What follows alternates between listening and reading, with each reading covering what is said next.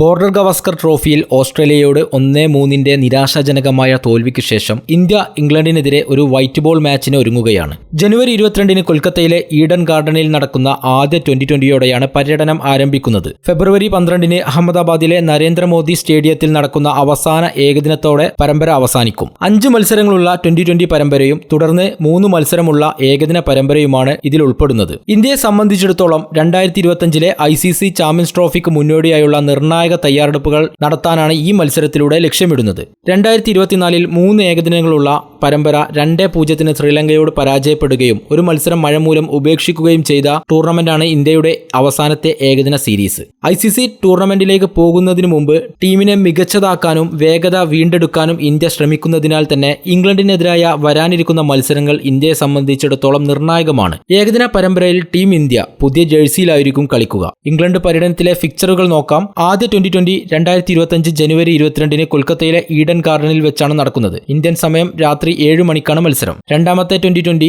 ചെന്നൈയിലെ പി ചിദംബരം സ്റ്റേഡിയത്തിലാണ് നടക്കുന്നത്. ഇത് ജനുവരി 25 ഈ മത്സരം. ഇതും രാത്രി 7 മണിക്കാണ് നടക്കുന്നത്. മൂന്നാം 2020 രാജ്കോട്ടിലെ സൗരാഷ്ട്ര ക്രിക്കറ്റ് അസോസിയേഷൻ സ്റ്റേഡിയത്തിൽ വെച്ചാണ് നടക്കുന്നത്. ഈ മത്സരം ജനുവരി 28 നാലാമത്തെ മത്സരം ജനുവരി 31 പൂനെയിലെ മഹാരാഷ്ട്ര ക്രിക്കറ്റ് അസോസിയേഷൻ സ്റ്റേഡിയത്തിൽ വെച്ചാണ് നടക്കുന്നത്. അഞ്ചാമത്തെയും അവസാനത്തെയും 2020 മത്സരം നടക്കുന്നത് ഫെബ്രുവരി 2 മുംബൈയിലെ വാങ്കഡ സ്റ്റേഡിയത്തിൽ വെച്ചാണ് നടക്കുന്നത്. ഈ മത്സരവും രാത്രി 7 മണിക്കാണ്. ഏകദിന പരമ്പര നോക്കുകയാണെങ്കിൽ ആദ്യ ഏകദിനം ഫെബ്രുവരി 6 നാഗ്പൂരിൽ വെച്ചാണ് നടക്കുന്നത്. മത്സരം ഉച്ചയ്ക്ക് 1:30 മുതൽ ആരംഭിക്കും. രണ്ടാം ഏകദിനം ഫെബ്രുവരി 9 കട്ടക്കിലെ ബരാബതി സ്റ്റേഡിയത്തിലാണ് നടക്കുന്നത്. മൂന്നാം ഏകദിനം ഫെബ്രുവരി 12 അഹമ്മദാബാദിലെ നരേന്ദ്രമോദി സ്റ്റേഡിയത്തിൽ വെച്ച് നടക്കും. ഈ മത്സരവും ഉച്ചയ്ക്ക് 1:30 നടക്കുന്നത്. മത്സരം സ്റ്റാർ സ്പോർട്സിലും ഡിസ്നി ഹോട്ട്സ്റ്റാറിലും കാണാൻ സാധിക്കും.